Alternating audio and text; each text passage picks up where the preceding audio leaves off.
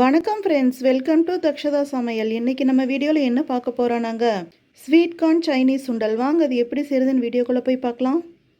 Sweet corn Chinese சுண்டல் செய்கிறதுக்கு இந்த மாதிரி ஸ்வீட் கார்ன் ஒரு பேக்கெட் வாங்கி வச்சுருக்கேங்க.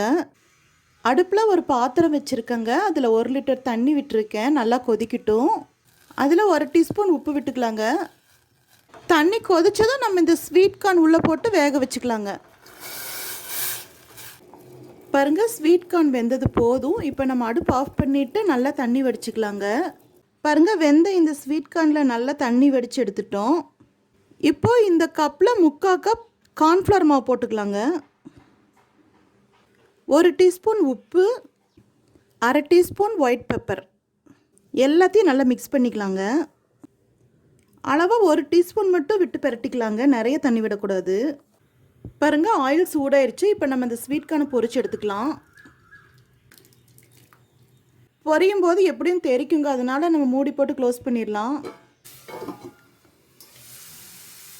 பாருங்கள், இப்போ நம்ம லிட்டு ஓப்பன் பண்ணிட்டோம். நல்லா கிறிஸ்பியாக ஸ்வீட் கார்ன் ஆயில் பொரிஞ்சிருச்சு. இப்போ இதை நம்ம எடுத்துடலாம்.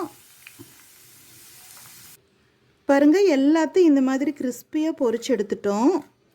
அடுப்பில் ஒரு பேன் வச்சுருக்கேங்க. அதில் 1 டீஸ்பூன் ஆயில் விட்டுருக்கேன். எண்ணெய் சூடானதும் ஒரு பெரிய வெங்காயம் இந்த மாதிரி நான் பொடியாக கட் பண்ணியிருக்கேங்க. அதை உள்ளே போட்டுடலாம். கூடவே 1 கப் கேப்சிகம், கொடமிளகா, அதையும் நல்லா ஸ்லைஸாக கட் பண்ணியிருக்கேங்க. அதையும் உள்ளே போட்டுடலாம். 1/2 கப் கேபேஜ், அதையும் ஸ்லைஸாக கட் பண்ணியிருக்கேங்க. உள்ளே போட்டுடலாம். 1/2 கப் பொடியாக நறுக்கின கேரட். நம்ம இந்த வெஜிடபிள்ஸ் எல்லாம் நல்லா வதக்கிக்கலாங்க. 1/2 டீஸ்பூன் உப்பு போட்டுக்கலாங்க. இப்போது நம்ம பொரிச்சு வச்சுருக்கிற இந்த ஸ்வீட் கார்னை இதில் போட்டுடலாங்க.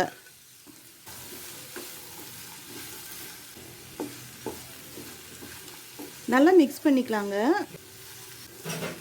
1 டீஸ்பூன் ஒயிட் பெப்பர் தூவிக்கலாங்க.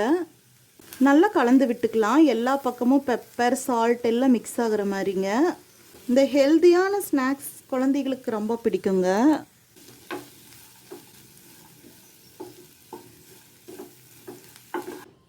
பாருங்கள், நம்ம நல்லா மிக்ஸ் பண்ணி எடுத்துட்டோம். இப்போ ஃபைனலாக அடுப்பு ஆஃப் பண்ணுறதுக்கு முன்னாடி ஒரு கைப்பிடி மல்லித்தலை போட்டு நல்லா கலந்து விட்டுட்டு இப்போ நம்ம அடுப்பு ஆஃப் பண்ணிடலாங்க. நம்ம சேனல் பிடிச்சிருந்தால் லைக் பண்ணுங்கள், கமெண்ட் பண்ணுங்கள், ஷேர் பண்ணுங்கள், அப்புறம் சப்ஸ்கிரைப் பண்ணுங்கள். தேங்க்யூ.